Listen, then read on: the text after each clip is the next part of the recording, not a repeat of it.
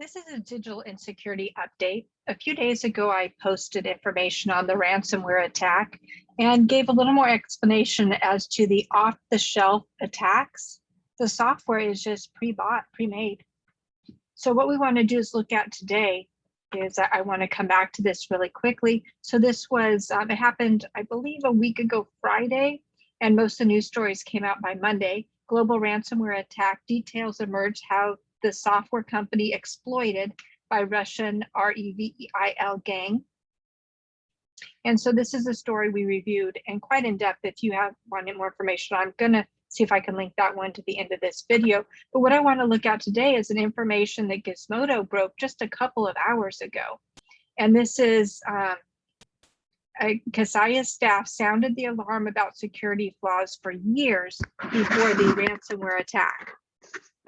Employees say they quit in frustration or were fired over glaring cybersecurity issues that went ignored. This is more the norm than not. And we will see executives going one way, and the individuals who actually have their heads down, hands on the keyboard, will know the code, know the errors, know the vulnerabilities. And unfortunately, the majority of executives don't understand security and care much more about the bottom line.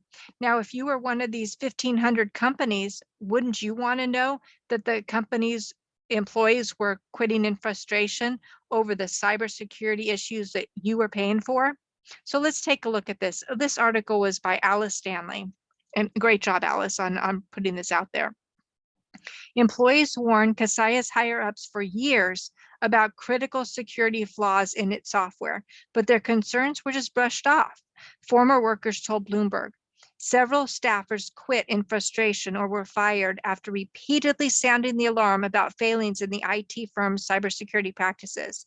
Now, Kaseya is at the center of a massive ransomware attack that's ensnared more than 1,000 companies. Now, last week in the article came out, it said more than 1,500 companies globally. And of course, the most notable one that they brought out was the 800 locations, supermarket locations in Sweden. That sounded like they got 300 back on board, but 500 had still been down at that point. Between 2017 and 2020, so over a 3-year period, employees reported wide-ranging cybersecurity concerns to their superiors, claiming that they used outdated code, implemented poor encryption, and didn't routinely patch its software and servers. That's according to 5 former employees who spoke out with the outlet under the condition of being anonymous because they had signed NDAs or feared retaliation. 2 former employees said they warned executives about the vulnerabilities in its antiquated virtual system administrator software. The system that hackers hijacked to launch this latest attack that was supposedly so riddled with problems that they wanted it replaced. The customers, companies known as managed, served providers or MSPs, provide remote IT services to hundreds of smaller businesses and use VSA servers to manage and send software updates to these clients. Now, the message to these clients is run for the hills. This was your warning. If you weren't one of the 1,500 attacked, go to another company. This company needs to be shut down. They took on the responsibility of saying they are going to protect your system. Now, it's one thing if they're truly doing the best they can and somebody gets around the system. Unfortunately, that's going to happen.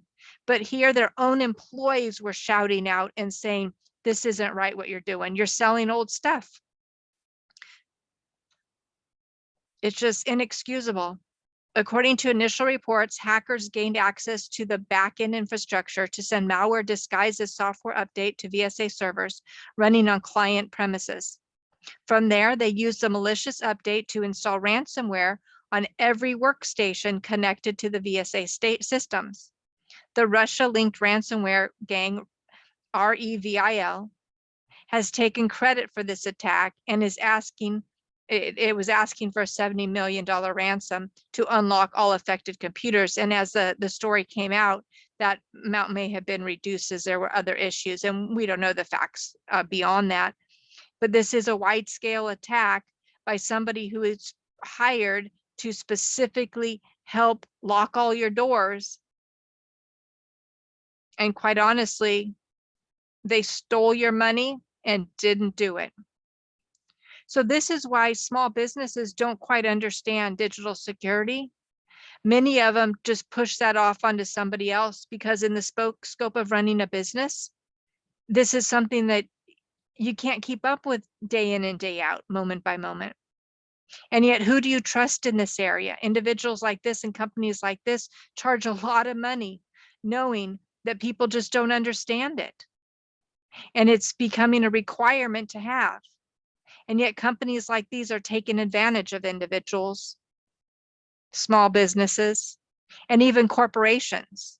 And in turn, as you as an individual, as a consumer, are the ones having your data lost in the process. So this is just another example of digital insecurity. And this was the update that yes, they were aware and they refused to solve the problem. They needed new code, they needed patches. There was a variety of opportunities they had. And it sounds like from one side of the story that perhaps that just didn't happen. This is digital insecurity, an update on ransomware, off-the-shelf attacks.